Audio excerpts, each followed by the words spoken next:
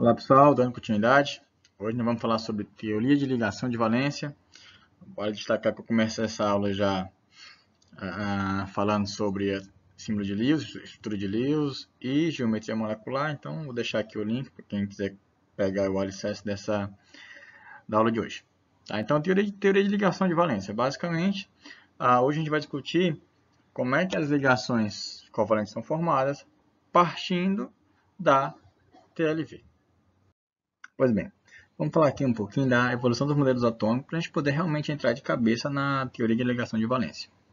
Por que eu trouxe isso? Porque eu quero discutir com vocês um ponto aqui à parte. Por exemplo, a luz. A luz hoje ela é considerada como uma partícula ou uma onda eletromagnética? Por que eu estou dizendo isso? Porque até 1905 a luz era uma onda eletromagnética, ela era tida como uma onda eletromagnética. Só que em 1905, para explicar o efeito fotoelétrico, ou seja, quando a luz bate numa superfície metálica, se essa luz tiver uma energia suficiente, vai ser um elétron vai ser ejetado da superfície metálica, esse fenômeno a gente chama de efeito fotoelétrico. Para explicar isso, Einstein disse o seguinte, olha, só tem como eu justificar o efeito fotoelétrico se eu considerar a luz como uma partícula. Então, de 1905 para cá, a luz é tida como tendo um comportamento dual. Dependendo da situação, ela pode se comportar como uma onda eletromagnética ou como uma partícula. Por que eu falei isso? Porque o elétron também teve essa interpretação. Um elétron, em 1897, ele foi tido como uma partícula. O elétron é uma partícula. Lá, Thomson, quando descobriu os elétrons, ele considerou o elétron como se fosse uma partícula. Esse pensamento, essa ideia, durou até mais ou menos 1923. Por quê? Porque em 1923, Louis de Broglie ele disse o seguinte, olha, se a luz pode se comportar como onda ou como partícula, o elétron também pode ter esse comportamento. Então, na sua tese, ele conseguiu provar, demonstrar matematicamente que o elétron também poderia ter esse comportamento ondulatório. Em 1927, com o experimento das fendas duplas, de dupla fenda, na verdade, o nome do experimento, é que realmente podemos ver experimentalmente que realmente o elétron tem um comportamento ondulatório. Então, vamos recapitular aqui. O elétron, até 1923, era tido como partícula. De 1923 para cá, era tido como onda. Na verdade, de 1023 para cá, você considerava o elétron como tendo um comportamento dual, ora como onda, ora como partícula. Por que eu estou falando desse comportamento dual do elétron? Porque quando ele passou a ser considerado como onda, a gente volta aqui para a evolução dos modelos atômicos, aí você vai ver o seguinte, olha, que o modelo atômico moderno, que se baseia pela mecânica quântica, ele considera o elétron como uma onda. E uma onda eletromagnética ela é descrita pelas funções de onda. Então, o elétron, sendo uma onda, você tem uma função que nos dá informações sobre o elétron, certo? Então, qual é a relação disso com a teoria de ligação de valência? Que a TLV ela vai trazer para a gente a explicação das ligações químicas covalentes por meio de sobreposições de funções de onda. Então, a TLV ela se baseia, ela trata o elétron como tendo um comportamento ondulatório e explica as ligações químicas através de sobreposições de funções de onda. Então, por exemplo, vamos descrever como é que ocorre uma ligação covalente para formar uma molécula de H2. Então, o H2 ele tem dois átomos. Você tem um átomo do elemento hidrogênio e você tem um átomo do elemento do outro hidrogênio se sobrepondo, certo? Como é que ocorre uma ligação covalente pela TLV? A ligação ocorre de maneira assim bem grotesca, tá? Depois eu vou afunilando para as funções de onda. De maneira grotesca, você tem um átomo, esse átomo tem elétrons, você tem outro átomo que também tem elétrons, e vai haver um compartilhamento de elétrons, vai haver uma sobreposição dos elétrons do último nível desses átomos para ocorrer a sobreposição perfeita. Então eu vou explicar de outra maneira. No caso do hidrogênio, o último elétron é o elétron que está no nível 1, beleza? Mas vamos supor um átomo que tenha 3 níveis. Os elétrons que vão participar da ligação covalente, né? São os elétrons do terceiro nível, que são os elétrons da camada de valência. Por isso que o nome é teoria de ligação de valência, porque os elétrons que participam das ligações são apenas os elétrons de valência, beleza? Os elétrons da última camada. Então, vamos explicar como é que ocorre aqui a formação da ligação do H2. Então, você tem aqui, ó, por exemplo, um átomo de hidrogênio, certo? Aqui em cima, embaixo eu tenho outro átomo de hidrogênio. Você tem aqui um S1 e um S1, você tem aqui o elétron da camada de valência em cima e você tem aqui o elétron de valência do outro átomo. Como eu falei para vocês, o elétron ele é descrito por funções de ondas. Então, por exemplo, ó, aqui é uma função de onda de um elétron que está no primeiro nível e no orbital S. Certo? Então, quando eu falo que ocorre uma sobreposição de orbitais, o que nós temos é sobreposições de funções de onda. Então, é como se eu tivesse essa função de onda aqui, ó, essa equação aqui. Essa equação é o que descreve o elétron no nível 1, no orbital 1s, certo? Então, você tem aqui, ó, essa função de onda de um átomo de hidrogênio. Você tem uma outra função que tem essa mesma carinha, só que do outro átomo de hidrogênio. A combinação dessas duas funções de onda que você vai ter uma nova função de onda que representa a ligação na molécula de H2. Certo? Então, por exemplo, eu vou pegar só o π, eu não vou pegar toda a equação, não, vou pegar só o π. Então, nós temos aqui, ó, por exemplo, o π, a função de onda de um átomo de hidrogênio. Então, nós temos aqui φ de A, e esse 1 aqui seria um elétron do átomo de hidrogênio, certo? Então, nós temos aqui um átomo de hidrogênio, aqui você tem um segundo átomo de hidrogênio. Então, você tem um H contra H, formando o H2, certo? Então, nós temos aqui primeiro a função de onda do primeiro átomo de hidrogênio e nós temos a função de onda do segundo átomo de hidrogênio. Para ocorrer a ligação, você tem que ter a combinação dessas funções de onda. Você tem que ter justamente essa sobreposição. Você tem que ter, vamos combinar as duas funções de onda, tá bom?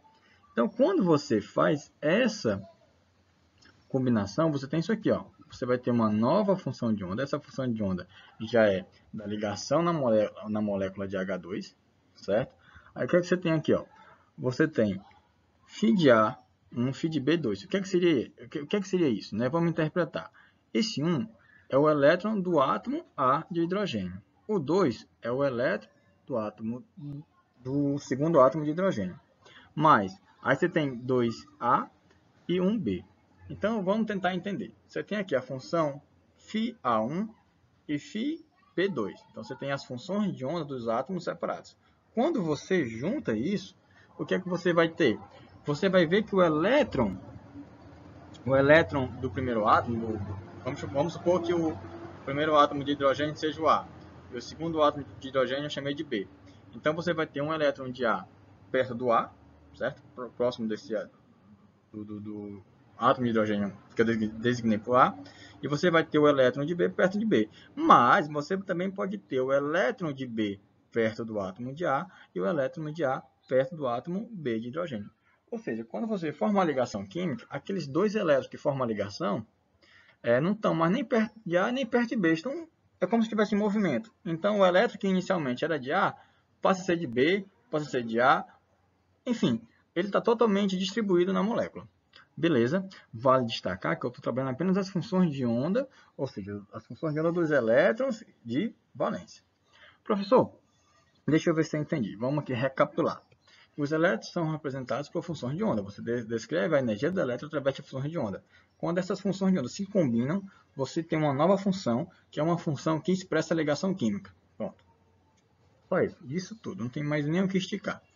Vale destacar que quando você tem uma função de onda, vamos pegar aqui esse π1, 0, 0, 0, que seria nível orbital e orientação do orbital. Você tem aqui essa expressão matemática que descreve a função do elétron. Isso é uma matemática. Quando você resolve essa equação, quando você aplica, por exemplo, os fatores hamiltonianos aí para obter energia cinética, energia potencial do elétron, por exemplo, que você tem o resultado dessa equação, você pode gerar um gráfico. Se for no caso de um elétron que se encontra no primeiro nível, no segundo nível, no terceiro nível, no quarto, não importa o nível, mas característica do orbital S, você vai ter um gráfico esférico, certo? Então, dependendo da carinha dessa equaçãozinha aqui, você vai ter gráficos diferentes. Nesse caso aqui, que é uma função que descreve um elétron de orbital do tipo S, você vai ter, ao invés de você trabalhar com números, você pode trabalhar com gráfico. O gráfico é esse gráficozinho aqui, ó, esférico, beleza?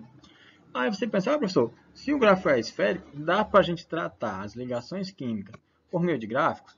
Vai ficar mais fácil o entendimento. Então, trouxe para vocês aqui as funções, mas eu vou pegar os gráficos, porque eu acho que fica melhor entendido quando você vê os gráficos das combinações desses orbitais atômicos. Pois bem, eu vou mostrar para vocês agora a explicação da ligação química na molécula de H2 por meio de gráficos, certo? Antes, eu quero que vocês absorvam mais um conceitozinho, que seria o quê? Que os átomos se ligam para obter estabilidade. A estabilidade é dada como, ou vista como, uma redução de energia do sistema como um todo. Então, o átomo está com um certo nível de energia, quando ele se liga a um outro átomo para ter uma estabilidade. Essa estabilidade é vista como? Com a redução de energia. Então, os átomos se ligam basicamente para reduzir sua energia como um todo e ter uma certa estabilidade. Beleza? Vou mostrar aqui como é que ocorre a formação da ligação de H2 e discutir um pouco essa molécula. Então vamos nós aqui. Ó. Esse gráfico aqui é bem conhecido. Aqui você tem o átomo de hidrogênio e aqui você tem outro átomo de hidrogênio. Você tem aqui eles estão aqui a uma certa distância. Aí eles vão se aproximando, vão se aproximando. Aí você tem aqui bem no centro aqui, ó, você tem aqui eles com uma certa aproximação. Veja aqui pelo gráfico, você já vê uma reduçãozinha de energia, tá vendo? E aqui entre os dois átomos já começa a ter uma certa sobreposiçãozinha aqui, ó, tá vendo? Bem no centro. Aí eles vão diminuindo mais ainda a aproximação, a distância entre os átomos vai diminuindo e você vai tendo uma maior sobreposição, certo? Então olha aqui, ó, tem até aqui, ó, máxima atração. Você vê aqui, ó, claramente que a densidade eletrônica está bem distribuída entre os átomos. Aí quando você desce aqui a linha, ó, você vê que a energia aqui está a menor possível. Só olhar aqui, bem embaixo aqui, bem no pico aqui, ó. Tá vendo? Ó? A menor energia foi encontrada aqui nessa distância. Como é que nós vamos interpretar isso? Um átomo distante, você não tem ligação formada, então a energia está alta. À medida que eles vão se aproximando, a energia diminui. Até chegar a um ponto que a aproximação está tão perfeita que ocorre uma sobreposição boa entre o local onde os elétrons se encontram nos diferentes átomos. Esses locais são nossos orbitais atômicos. Né? Como a gente já viu lá na aula de teoria atômica, os orbitais atômicos são as regiões do espaço em que você tem a máxima probabilidade de você encontrar o elétron. Então, quando eles têm uma distância exata, né? Então você tem aqui a ligação química sendo formada, você tem uma sobreposição desses orbitais e a distribuição eletrônica entre os dois átomos da molécula está totalmente distribuída, está totalmente simétrica, certo? Vale lembrar que átomos diferentes vai ter uma densidade eletrônica diferente, né? Átomos com maior eletronegatividade vão puxar um pouco mais essa densidade eletrônica. Mas no caso do hidrogênio, certo? Vamos analisar ele aqui. Eles estão distantes, vai se aproximando, a energia vai diminuindo, vai se aproximando, a energia diminuiu. Até chegar a um ponto que chegou na distância exata, onde houve uma sobreposição boa entre os dois orbitais e o nível de energia diminuiu o máximo, ou seja, nós chegamos exatamente no ponto onde ocorre o comprimento da ligação hidrogênio-hidrogênio, certo? Se você se aproximar mais, se você forçar a aproximação mais desses átomos, veja que nós estamos aqui no terceiro, certo? Da direita para a esquerda, eu estou aqui na terceira imagem, onde você tem aqui uma máxima atração. Quando eu aproximo mais desses átomos, o que acontece? A energia sobe. Por que a energia sobe? Porque aí, no caso, se você aproximar demais, as forças repulsivas serão superiores às forças atrativas. Basicamente, se você aproximar demais desses átomos, o que você está fazendo? Você está forçando o núcleo a se aproximar do outro. Então, esse gráfico, o que esse gráfico traz para a gente? Né? Que para ocorrer a ligação covalente, os átomos têm que ir se aproximando até chegar no ponto exato onde ocorre uma sobreposição dos orbitais da camada de valência. Então, a ligação química do tipo covalente pela teoria de ligação de valência ela é explicada como? Pelas sobreposições dos orbitais da camada de valência entre os átomos. Então, os orbitais da camada de valência vão se aproximando dos orbitais da camada de valência do outro átomo, chegou na distância exata, ocorre uma sobreposição e a ligação química é formada. Beleza? Tranquilo, né? Para um TLV, ocorre a sobreposição dos orbitais da camada de valência. Vou repetir isso várias vezes porque eu quero que vocês saibam pelo menos uma diferença entre TLV e teoria do orbital molecular, que é justamente essa. Vou discutir com vocês agora como é que ocorre a formação da ligação ou as ligações na molécula de N2, certo? O que você tem que fazer primeiro? Primeiro, entender a essência da teoria de ligação de valência, que seria o quê? A sobreposição de orbitais lá do nível de valência, tá? Então, tu pega um átomo, pega os orbitais da camada de valência, e tu pega o outro átomo, os orbitais da camada de valência do segundo átomo. Então, no caso do N2, quais são os orbitais da camada de valência? Você vai pegar o S e o P, beleza? Então, na camada de valência, vou pegar aqui o primeiro nitrogênio, 2S2, aí tem 2P3. Quando eu coloco aqui no meu diagrama de energia, tá? O que vai ficar? Eu tenho 2 elétrons no S2 e tenho os 3 elétrons lá nos orbitais P, ó. Beleza? Então, eu tenho o primeiro elétron, o segundo elétron e o terceiro elétron. No outro átomo de nitrogênio, nós estamos falando de uma molécula de N2, o nitrogênio tem a mesma configuração do primeiro, né? Então, mesma configuração eletrônica. Como é que ocorre a ligação química, certo? Para ocorrer essa ligação química covalente, qual é a essência? A sobreposição de orbitais da camada de valência. Só que esses orbitais, eles têm que ter apenas um elétron. Por quê? Porque se tiver dois, não tem como fazer uma ligação. Porque um orbital cabe no máximo 2 elétrons. Quando eu faço a sobreposição de orbital, é como se tivesse... É como não, você só vai ter um orbital molecular. Então é como se você pegasse, no caso do N2, você pega aqui um orbital P, ó. Um orbital P, certo? Um orbital P. Aí você vem com outro orbital P do outro átomo e sobrepõe. Quando você faz isso, você vai ter somente um orbital molecular. E quantos orbitais cabem no máximo em um orbital? 2 elétrons. Então, para ocorrer a ligação química, você vai usar o orbital da camada de valência e esse orbital tem que ter pelo menos um elétron, beleza? Se tiver 2, já não ocorre ligações químicas. Então, no caso do N2, tu vai ter a sobreposição dos orbitais Px com Px, os orbitais Py com Py e os orbitais Pz com Pz.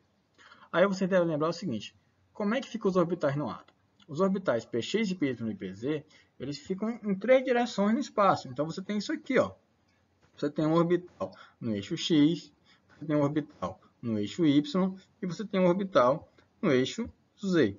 Então os orbitais P no espaço, diferentemente do S, no hidrogênio que vocês viram anteriormente, é esférico. Os orbitais P não, é um alter. E esse alter está em 3 regiões do espaço, está em 3 direções. É como se você tivesse isso aqui, ó. Não sei se dá para você enxergar, mas ó, você tem aqui um orbital, certo? No eixo X, ó. Você tem um orbital no eixo Z aqui em cima, ó, e você tem um orbital no eixo Y, saindo.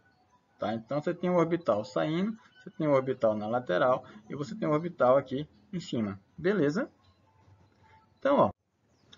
Então, ó, vamos lá. Você tem aqui 3 direções possíveis, certo? Px, Py e Pz. Isso é num átomo de nitrogênio. E no outro, você tem a mesma coisa. Beleza? É a mesma coisa. O que é que vai acontecer então? Os orbitais P vão se sobrepor. Aí eu quero que vocês olhem com bastante carinho para cá. Quando ocorre uma sobreposição frontal de um orbital, você tem isso aqui, ó. Sobreposição frontal, beleza? Os outros, tem um entrando aqui na tela e um aqui em cima, beleza? Um aqui em cima e esse aqui saindo. Os outros, a sobreposição é lateral, tá vendo? Aqui é lateral, aqui também é lateral, ó. Tá? Não sei se vocês estão vendo direitinho, mas ó, um orbital, a sobreposição é frontal, ó. Frontal, tá aqui a câmera. A sobreposição é frontal, os outros não é frontal, é lateral, tá? Sobreposição frontal é lateral. Ah, professor, então peraí. Você está me dizendo que no caso do nitrogênio, que eu tenho 3 ligações aqui, com os orbitais P, um é frontal e os outros são laterais. É isso mesmo, né? Não tem nada. Mas onde eu quero chegar? Que essa sobreposição frontal, ela é simétrica em relação ao eixo de rotação. Por exemplo, sobreposição frontal, vou pegar aqui só ele. Tá aqui, ó. Sobreposição frontal. Nós temos aqui uma função de onda, né? Um gráfico de uma função de onda, e você tem aqui o outro. Então, quando eu faço a sobreposição frontal, em relação ao eixo de rotação, eu vou girar, puff, o orbital não muda, o orbital molecular não muda, ó, não muda de fase, certo? Beleza? Não está mudando de fase, o que é vermelho continua vermelho, o que é azul continua azul. Vou girar ele, ó. Quando eu giro, ó, ele é totalmente simétrico em relação ao eixo de rotação. Então, essa sobreposição frontal eu vou chamar de ligação sigma. Sobreposição sigma, ligação sigma, beleza? Mas a sobreposição lateral, certo? A lateral, veja que quando você tem os três orbitais no átomo, um é frontal, ó. Um é frontal. E as outras duas são laterais. Tanto essa que está saindo aqui, ó, na frente. Então, quando você tem isso, você vai ter lá um em cima, certo? E um na frente aqui, ó. Beleza? Então, você tem aqui a frontal e esse aqui é a lateral. Lateral, lateral e lateral. Beleza? Então, no N2, você tem uma interação frontal, você tem uma interação lateral, e nesse plano aqui, entrando no notebook, aqui, ó, entrando na sua câmera, essa também é interação lateral. Lateral, lateral e a de cá, frontal. Beleza? Então, você pode pegar ou a interação X, ou a Y, ou a Z, para ser a sua interação frontal, tá bom? Tanto faz. Vamos chamar que seja a Z. Então, nós temos uma ligação PZ, frontal, que é uma ligação do tipo sigma, e as outras duas, como são lateral, olha o que acontece. A ligação lateral, certo? Ela não tem simetria em relação ao próprio eixo, não tem simetria, elas mudam de fase, ó. O que era vermelho fica azul, o que era azul fica vermelho. Conclusão, como eles não têm nem essa simetria em relação ao eixo de rotação, nem uma simetria em relação à inversão, então, por exemplo, se eu pegar aqui um ponto no centro e sair da diagonal para outra, você vê que muda de fase, ó. Então, ela também não é simétrica. Ou você pode aprender assim, ó. Interação frontal é uma ligação do tipo sigma. Interação lateral, ligação formada por uma interação lateral, é um tipo de uma ligação chamada interação ou ligação do tipo π. Então, ligação π é uma sobreposição lateral. Ligação sigma é uma ligação frontal. Uma sobreposição frontal, ligação sigma. Sobreposição lateral, ligação π. Então, basicamente, meu povo, N2, para explicar a molécula de N2 através da TLV, ocorre sobreposições dos orbitais P, certo? No caso, os orbitais P tem que ter um elétron, certo? Se tiver dois, ele não vai fazer a ligação, porque os orbitais já estão totalmente preenchidos. Para ocorrer a ligação, os orbitais têm que estarem sempre preenchidos, beleza? E, no caso do N2, você tem três ligações do tipo P. Aí você tem que se ligar que uma é a interação frontal e a outra é lateral. Por isso que você vai ter uma ligação do tipo sigma e as outras do tipo π, certo? Por quê? Porque a outra não é então uma interação frontal, não tem simetria em relação ao eixo de ligação. Beleza? Tranquilo, né? Bem simples a molécula de N2 explicada pelos conceitos da TLV. Agora vamos falar da molécula de HF, ácido fluorídrico pela TLV. Então, no caso do HF, você tem o hidrogênio ligado a um átomo de flúor. O hidrogênio tem aqui a configuração 1s1. O flúor tem 1s2, 2s2, 2p5. Como é que você vai explicar a ligação nessa molécula? O que é que você teria aqui? Então, vamos logo fazer aqui a distribuição eletrônica, certo? Então, nós temos aqui o diagrama de energia. Aqui do lado esquerdo você tem hidrogênio com um elétron, um orbital 1s. Esse orbital será usado pelo átomo de hidrogênio para fazer a ligação. E no caso do flúor, você tem aqui, né, no nível de valência, você tem o 2s, você tem o 2px, 2py e o 2pz. Vale lembrar que esses orbitais que têm os dois elétrons, eles não vão fazer parte da ligação, porque tem que ser os orbitais da camada de valência, mas que tem apenas um elétron para poder fazer o compartilhamento com outro elétron do outro átomo, beleza? Então, ó, o 2px não faz parte da ligação, o 2py não faz parte da ligação. A ligação vai ser formada por qual orbital, então? Pelo orbital 1s do átomo de hidrogênio com o orbital 2pz do átomo do flúor. Então, só para deixar claro aqui, ó, que eu coloquei os orbitais P, ó, tem três orbitais P aqui, vale lembrar que nenhum deles, dois deles não vai ser usado, e apenas um. Então, eu peguei o orbital 2pz, está aqui o 2pz, com o orbital 1s, vai ocorrer a sobreposição desses dois orbitais. Então, é como se você tivesse aqui, por exemplo,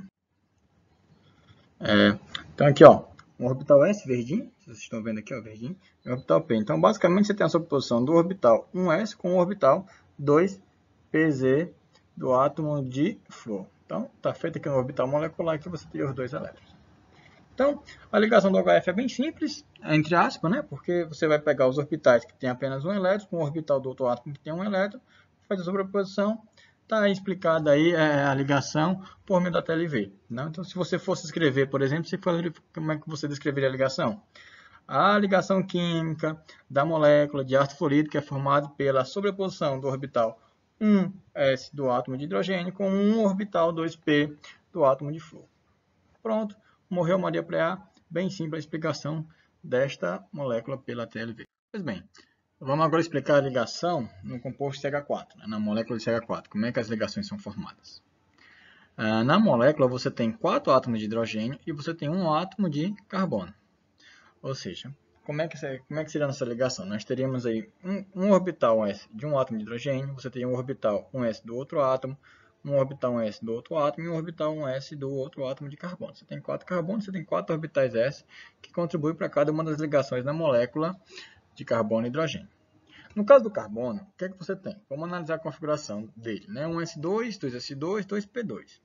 No nível de valência, você tem 2s2, 2p2. Eu vou botar aqui os elétrons para a gente olhar aqui. Pronto. Então, nós temos aqui 2s2, 2 elétrons aqui no orbital S, no subnível 2s. E você tem 2 elétrons desempregados nos orbitais p. Aí você para e pensa, qual é a definição, ou qual é o conceito da TLV para explicar as ligações químicas? São sobreposições de orbitais semi-preenchidos. São orbitais no nível de valência que só tem um elétron. Então, os orbitais semi-preenchidos é que se sobrepõem com outro orbital semi-preenchido, ocorrendo a sobreposição, você tem a ligação química sendo formada. Simples assim. Então, para o hidrogênio, tudo bem, nós temos aqui 4 orbitais no S. No caso do carbono, quando você vai analisar a essência da TLV, você vê que o carbono ele tem apenas 2 orbitais semi-preenchidos. Você tem um elétron no orbital 2px e você tem um elétron no orbital 2py. O que te leva a crer? Que o carbono faria apenas 2 ligações pelo princípio da TLV, da questão dos orbitais, do nível de valência, com apenas um elétron, os orbitais semi-preenchidos, né? Então, a TLV não explica tão bem isso. Então, o que é que ela faz para explicar essa ligação? Ela vai utilizar de conceitos de hibridização. O que é que seria esse conceito de hibridização? Vamos analisar aqui. Ó. A ideia de hibridização para poder explicar a molécula de CH4 é o que a TLV usa. Primeiro, ocorre no átomo de carbono uma excitação eletrônica. Então, você vai ter um elétron aqui no orbital 2s que vai sair dele e vai lá para o orbital 2pz, certo? Essa excitação há um gasto de energia, aí você para e pensa, mas então o átomo para poder fazer a ligação, para atingir a estabilidade, inicialmente ele vai ter que aumentar a energia para poder ter a excitação eletrônica? Sim, vai. Então há um aumento de energia no átomo para que ocorra depois a formação do CH4. Mas aí, professor, a ideia das ligações químicas, como o senhor falou no começo da aula, não seria a estabilização, a redução de energia? Sim. No final das contas, as ligações vão baixar tanta energia que acabam compensando esse aumento de energia inicial para ocorrer a excitação eletrônica. Então, inicialmente, você tem a excitação eletrônica, o elétron do orbital 2s aqui, ó, vai lá para o orbital 2pz, beleza? Aí, nesse caso, você vai e pensa, opa, agora você tem 4 orbitais semi-preenchidos, cada um com um elétron. Professor, agora já dá para formar as 4 ligações? Daria. Daria. Por que eu digo daria? Porque vamos avaliar. Ó. Vamos supor que desce. Que realmente, seguindo a ideia, né? 4 orbitais sempre preenchidos, 4 ligações, 4 sobreposições. Ok. Só que você vê aí que você tem 3 orbitais P com energia diferente do orbital S. Então, é como se você tivesse 3 energias, 3 ligações químicas equivalentes e uma diferente das outras 3. Experimentalmente, vê-se que as ligações de CH4, todas as 4 têm o mesmo comprimento de ligação e a mesma energia para ser rompida.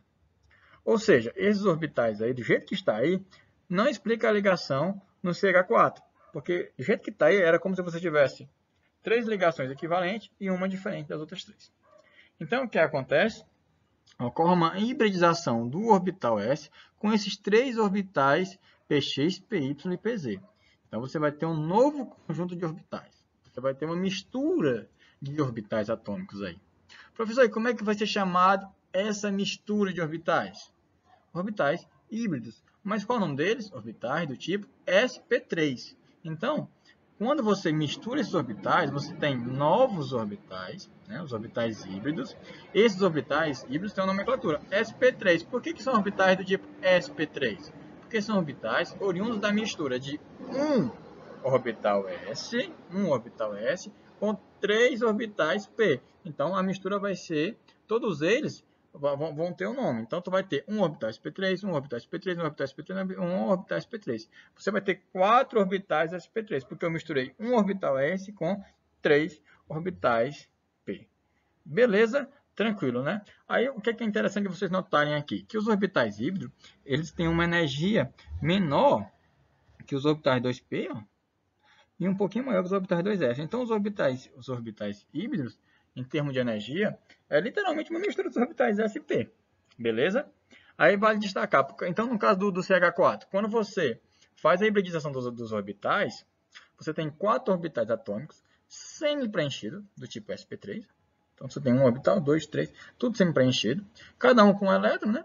Então eles vão conseguir se sobrepor com os orbitais 1s do hidrogênio. Então você vai ter 4 ligações equivalentes. Então como é que você explicaria a ligação do CH4, do gás metano? Você explicaria como? Você diria o seguinte, olha, para a ligação ocorrer, ocorre a sobreposição de um orbital, um s do hidrogênio, com um orbital híbrido sp3 do carbono, para formar uma ligação. As outras três seguem a mesma lógica. Você teria 4 orbitais, no caso, né? Você teria 3 orbitais, um s, sobrepondo com 3 orbitais híbridos sp3 do átomo de carbono.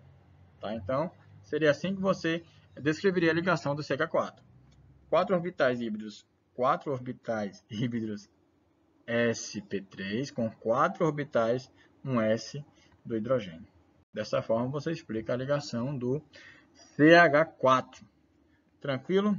Pois bem, vamos fechar aqui a nossa TLV com a molécula de O2.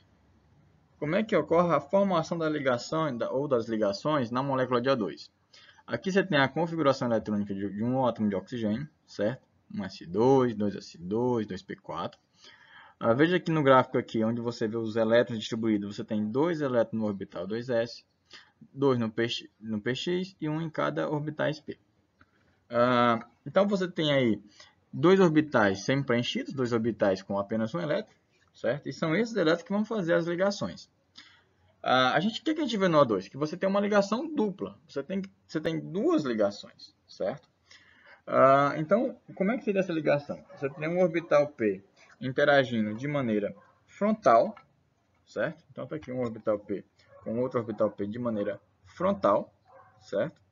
A próxima interação, ela é lateral, beleza? Então, você tem aqui uma interação lateral. É como se um orbital tivesse uma interação frontal. É isso que acontece. E a outra ligação é uma interação lateral entre os orbitais P, beleza? Então, na dupla ligação, você tem uma ligação do tipo sigma, que é a que foi a interação frontal, né? E você tem uma ligação do tipo π, que é a interação entre os orbitais de maneira lateral. Professor, como é que fica o diagrama de energia aí, ou dos orbitais preenchido e semi-preenchido da molécula de O2? Como é que ficaria? Você teria, para explicar as ligações de O2, você tem que entender o seguinte, que numa ligação frontal, a interação é bem maior, a sobreposição é maior do que uma interação lateral. Beleza? Então, você tem ligações aí que com diferença de energia para você romper elas. Então, você tem ligações que não são exatamente iguais, pelo menos em termos de energia de quebra. Então, você não pode representar um diagrama de orbitais de energia dessa forma. Você tem que fazer isso aqui, ó. Você vai representar na forma hibridizada. Você tem uma hibridização entre o orbital s com 2 orbitais p. Então, você tem um orbital s com 2 orbitais p. Você vai ter 3 orbitais misturados, 3 orbitais hibridizados. E você vai ter um orbital p puro lá que não se hibridizou com ninguém. Esse orbital p puro aqui é justamente o que vai fazer a interação lateral. Beleza? E um orbital híbrido é o que vai justificar ou vai fazer a sobreposição com outro orbital híbrido do outro átomo de oxigênio com a interação frontal. Então, basicamente, o que é que nós temos aqui na molécula de O2? Em um átomo, e isso vale para o outro átomo também, tá? Você vai ter uma hibridização entre um orbital s e 2 orbitais p. Nos orbitais hibridizados, você vai ter 2 orbitais totalmente preenchidos, com os elétrons emparelhados. Você vai ter um elétron desemparelhado, esse aqui vai ser responsável pela ligação sigma. E você vai ter um elétron desemparelhado no orbital P puro, que vai ser responsável pela ligação lateral, a ligação do tipo π. Beleza? Então, olha como é que fica a nossa molécula aqui de O2 pela estrutura de Lewis. Na estrutura de Lewis, você vê justamente uma ligação dupla, ó, uma ligação sigma e outra π. A ligação π está relacionada à interação entre os orbitais P de maneira lateral, e a ligação sigma está relacionada à ligação sigma, a ligação frontal entre os orbitais dos dois átomos de oxigênio. Professor, e esses pares de elétrons aqui, ó? Você tem aqui elétrons emparelhados de um lado e de outro. Onde é que eles estão aqui no nosso diagrama de energia? Está bem aqui, ó. No orbital, nos orbitais sp2, você tem dois orbitais totalmente preenchidos com os elétrons emparelhados. E na molécula de O2, né, você vê muito bem aqui pela estrutura de Lewis que esses elétrons emparelhados se encontram aqui representados na estrutura de Lewis. É por isso que a gente fala que a TLV é uma introdução, é uma aplicação da mecânica quântica, mas que é um casamento com os conceitos de Lewis para as estruturas. Beleza? Então, recapitulando, numa molécula de O2, você tem uma hibridização entre os orbitais, um orbital S e dois orbitais P. Você vai ter, nesse caso, um orbital híbrido com um elétron desemparelhado, que vai ser responsável pela ligação sigma, a interação frontal, e você vai ter um orbital P puro, que vai formar a ligação dupla, vai formar a ligação do tipo π. Aí você pensa, professor, então, peraí. Ligações do tipo sigma são as ligações frontais. Beleza. Ligações do tipo π são as interações laterais. Perfeito. Aí você pensa, professor, e no caso do N2, como é que ficaria a hibridização? No caso do N2, você tem a molécula de N2 com uma tripla ligação. Então, você teria uma ligação sigma e duas π. Então, como é que você justificaria? Você teria a hibridização do orbital S com o orbital P. Ó, você misturaria os dois. Beleza? Os orbitais P ficaria P puro. Né? Então, você teria, no caso do N2, você teria aqui orbitais híbridos SP, porque é um S com um orbital P. E você teria dois orbitais P, ó, no caso aqui PY e PZ, totalmente livres, P puro. Esses orbitais P puros seriam as interações laterais. Beleza? Então, você teria duas interações laterais. Você teria uma no sentido do eixo G, uma no eixo Y, e a frontal seria no eixo X. Uma ligação sigma, uma ligação P e uma ligação P. Então, é como se você tivesse isso aqui, ó, no N2. Exatamente isso aqui. Você tem uma interação do tipo sigma, frontal. Aí aqui em cima, uma interação lateral. E aqui saindo, entrando no plano do computador, uma interação lateral. Aí você pensa, no caso do N2, como você tem duas sobreposições laterais, você tem duas sobreposições laterais, você tem duas ligações sigma. Duas ligações π. E uma frontal é o que te dá a ligação sigma no N2. Beleza? Então, no N2, uma ligação sigma e duas π. Uma aqui e a outra entrando aqui no computador, na sua tela. Saindo aqui na sua cara. Puf. Beleza? Aí, agora eu vou falar para vocês um negócio interessante. Acabei comendo aqui o nosso orbital. Vamos lá. Paramagnetismo e diamagnetismo. Existem algumas substâncias que, frente a um campo magnético, elas interagem. Se elas interagirem, você vai classificar como substância paramagnética. Se elas não tiverem interação, não se dirá atraída pelo campo magnético, eu vou classificar como uma substância diamagnética. Então, você tem aqui uma balança de Gouy sem o campo. Quando eu coloco essa substância na presença do campo, olha só, esse quadradinho aqui com esses pontinhos pretos aqui é a minha substância, tá? Ó. Sem o campo, ela tá lá, ó. De boa. Eu liguei o campo. Quando eu ligo o campo, ela, se sentiu atraída, ó. Conclusão, essa minha substância aqui, ela é classificada como paramagnética. No caso do O2, né? Vamos descobrir se ela é paramagnética ou diamagnética. Primeiro, vamos entender o conceito. Para uma substância ser paramagnética, a molécula ela tem que ter elétrons desemparelhados, certo? Elétrons não presentes nas ligações. Então, os elétrons não ligantes, eles devem estar desemparelhados. Como assim? No caso do O2, por exemplo, você não olha os elétrons que fazem parte da ligação, você olha os elétrons que não participam da ligação. Esses elétrons que não participam estão nos orbitais emparelhados, ou seja, 2 em cada orbital, ou eles estão desemparelhados, 1 em cada orbital. Se esses elétrons estiverem desemparelhados, a molécula vai ser paramagnética, ela vai ter uma interação com o campo magnético. Mas se a molécula tiver elétrons emparelhados, tiver 2 em cada orbital, essa molécula não vai se sentir atraída pelo campo magnético, então eu vou classificá-la como uma substância diamagnética. Aí eu pergunto, o O2 é para ou diamagnética? Aí você olha para cá e, professor, estou vendo claramente que os elétrons não ligantes eles estão emparelhados. Conclusão, o O2 ele é uma substância diamagnética. Por quê? Porque possui elétrons emparelhados, então na teoria não vai interagir com o campo magnético. Beleza? Show? Certo ou errado? Errado. Oxe, como assim errado? Simples. Realmente, pela teoria de ligação de valência, o O2 é uma substância diamagnética, pela teoria de ligação de valência. Só que quando você vai fazer um experimento real, a molécula de O2, a substância O2, ela apresenta propriedades paramagnéticas. Sim, então, peraí, professor. Mas a questão do ter elétrons emparelhados ou desemparelhados? Essa é a curiosidade.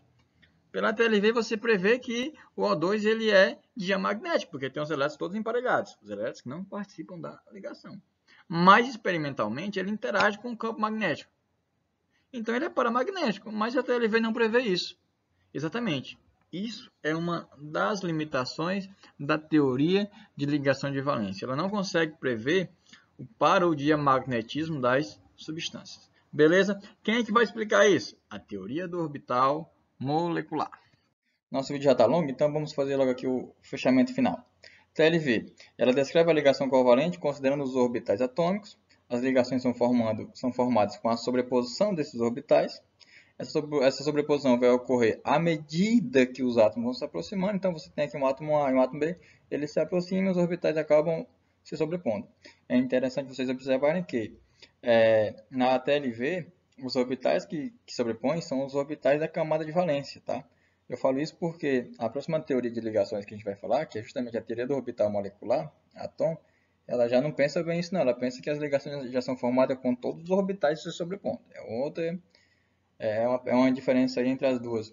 E vale destacar também que pela teoria de ligação de valência, essa teoria ela não prevê o caráter paramagnético ou diamagnético das substâncias. É uma limitação dela que é sanada pela teoria do orbital molecular. Valeu, pessoal. Por enquanto é só. Até o nosso próximo encontro.